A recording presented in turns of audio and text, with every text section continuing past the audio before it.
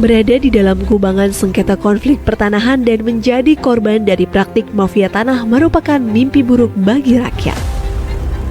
Adanya tumpang tindih, penguasaan atau perampasan tanah secara ilegal dapat memicu terjadinya konflik atau sengketa pertanahan yang menimbulkan banyak sekali kerugian, seperti permasalahan hukum yang tak berkesudahan, terhambatnya pembangunan, keadilan masyarakat tercederai, hingga berkurangnya kepercayaan masyarakat terhadap negara. Karena itulah, Presiden mengamanatkan kepada Menteri ATR Kepala BPN dan Wakil Menteri ATR Wakil Kepala BPN untuk melakukan percepatan penyelesaian sengketa konflik pertanahan dan pemberantasan mafia tanah. Kolaborasi 4 pilar menjadi kunci dalam menyelesaikan persoalan pertanahan. Alhamdulillah, berkat sinergi yang baik dengan semua pihak, sengketa dan konflik pertanahan yang telah berlangsung selama puluhan tahun, satu persatu dapat kita urai. Seperti masalah suku anak dalam, SAD 113 di Provinsi Jambi yang berkonflik dengan sebuah perusahaan selama 35 tahun lamanya. Akhirnya kita dapat memberi kepastian hukum. Permasalahan tanah ex-HGU di Kabupaten Minahasa Selatan dan di Kabupaten Pemalang.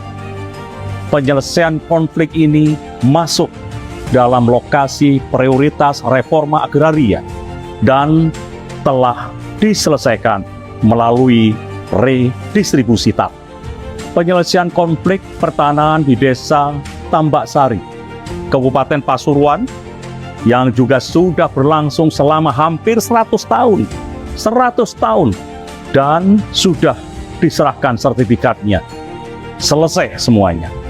Di Makassar, kita juga telah menyelesaikan dan diserahkan sertifikat komplek hunian dosen Universitas Hasanuddin yang tidak mendapatkan kepastian hukum atas bidang tanahnya selama 40 tahun. Begitupun konflik pertanahan di kawasan Wonorejo, Kabupaten Blora, Jawa Tengah. Juga telah diserahkan sertifikatnya oleh Bapak Presiden, di mana masyarakat telah menempati areal tersebut sejak zaman penjajahan Jepang. Diselesaikan dengan memberikan HGB kepada seluruh masyarakat di atas HPL. Success story ini dapat menjadi percontohan bagi penyelesaian persoalan pertanahan yang terkait dengan aset-aset negara.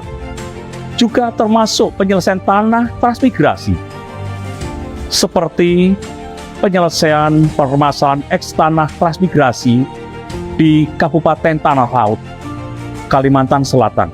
Skema yang digunakan melalui fasilitas bagi masyarakat yang secara existing sudah menguasai lahan ekstransmigrasi untuk melakukan gugatan secara perdata dan disidangkan secara in absentia. Kedepan skema ini menjadi percontohan dalam penyelesaian permasalahan tanah transmigrasi lainnya yang sudah berlangsung puluhan tahun. Dan disampaikan oleh Pak Menteri, selain mengedepankan kerjasama dengan 4 pilar untuk penyelesaian sengketa konflik pertanahan, kami juga melakukan koordinasi dan kolaborasi dengan sejumlah civil society organizations, akademisi, dan masyarakat terkait dalam menyelesaikan persoalan pertanahan. Kami juga pastikan melalui program reforma agraria, negara hadir untuk mengurai dan menyelesaikan konflik pertanahan di tengah-tengah masyarakat. Benang kusut pemberantasan mafia tanah dalam 1 tahun terakhir sudah mulai terurai. Pada bulan Maret lalu, di Provinsi Kalimantan Tengah telah berhasil melimpahkan kasus pidana mafia tanah ke Kejaksaan. Tentu kasus Kalimantan Tengah bukan satu-satunya, tetapi kasus lain di 39 tempat juga telah dilimpahkan ke Kejaksaan, seperti di DKI Jakarta, Jawa Timur, Sulawesi Selatan, Banten, serta provinsi yang lain. Selama tahun 2022 hingga awal tahun 2023, upaya pemberantasan mafia tanah oleh Kementerian ATR BPN telah menyelamatkan tanah seluas 6,7 juta meter persegi, yang nilainya setara dengan kurang lebih 1,08 triliun rupiah. Keberadaan mafia tanah memang sangat meresahkan bagi masyarakat. Kami pun tidak tinggal diam. Kementerian ATR BPN terus berupaya untuk menutup ruang gerak bagi mafia tanah melalui perbaikan pelayanan pertanahan secara elektronik. Saat ini sudah ada 4 layanan elektronik di kantor-kantor pertanahan yang dapat dinikmati oleh masyarakat. Responnya pun cukup bagus karena pelayanannya jadi lebih cepat, transparan, objektif, efisien, dan profesional. Oleh karena itu, ke depan kami pastikan seluruh layanan pertanahan dilakukan secara elektronik. Dengan begitu, mafia tanah tidak bisa main-main lagi. Kalau nanti masyarakat masih menemukan ada mafia tanah, mari sama-sama kita gebuk. Keluhan, aduan, saran, kritik yang disampaikan masyarakat merupakan hal yang sangat penting dan mendukung peningkatan kinerja kementerian. Di awal menjabat, layanan pengaduan yang ada pada saat itu belum cukup responsif.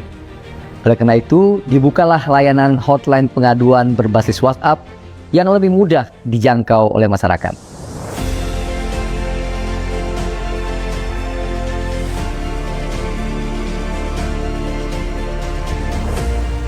Sejak diluncurkan pada Juli 2022 hingga Juni 2023, terbukti hotline pengaduan ini telah menyelesaikan 98,9% dari total 74.564 pengaduan. Saat ini, hotline pengaduan telah terintegrasi dengan 33 kantor wilayah BPN di seluruh Indonesia. Kedepannya, layanan ini akan terintegrasi dengan kantor pertanahan di seluruh Indonesia pada tahun 2024. Kementerian ATR BPN juga telah menerima pengaduan kasus pertanahan baik sengketa, konflik, dan perkara yang diadukan oleh berbagai elemen, baik masyarakat, kelompok masyarakat, badan hukum, instansi pemerintah, pemerintah daerah, dan BUMN/BUMD, baik terhadap objek yang berbeda maupun objek yang sama. Kami pun terus berupaya melakukan penyelesaian kasus pertanahan, mulai dari mediasi, administrasi, hingga melalui skema pengadilan untuk mendapat win-win solution antar berbagai pihak.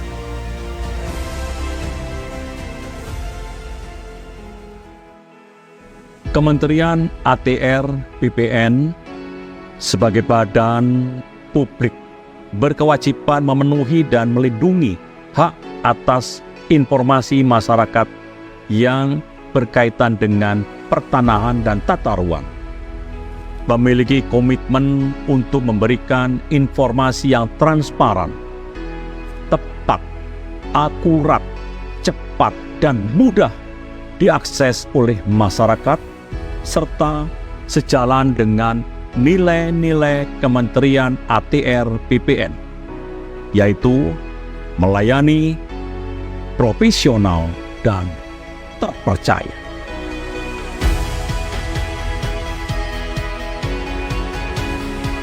Kerja keras seluruh jajaran Kementerian ATR BPN mendapat sejumlah penghargaan, seperti capaian opini WTP 10 kali berturut-turut dari Kementerian Keuangan dan BPK RI, unit penyelenggara terbaik dalam penyediaan sarana dan prasarana rumah kelompok rentan dari Kemenpan RB, keterbukaan informasi publik sebagai badan publik informatif dari Komisi Informasi Pusat, 5 instansi pemerintah umum terbaik untuk kategori aspek keberlanjutan, konektivitas, dan dampak terbaik pada kompetisi pengelolaan pengaduan pelayanan publik keempat. Dari segi penggunaan tanda tangan elektronik, berdasarkan penilaian dari Badan Cyber dan Sandi Negara atau BSSN, Kementerian ATR BPN merupakan kementerian kedua dengan jumlah tanda tangan elektronik terbanyak tahun 2022.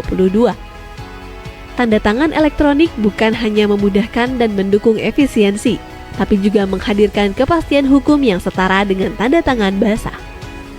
Upaya peningkatan kualitas pelayanan publik yang dilakukan oleh Kementerian ATR BPN juga mendapat apresiasi dari Kemenpan RB yang menyatakan bahwa sistem pemerintahan berbasis elektronik Kementerian ATR BPN berpredikat sangat baik dengan nilai 3,55. 1 tahun bekerja untuk rakyat, untuk Indonesia.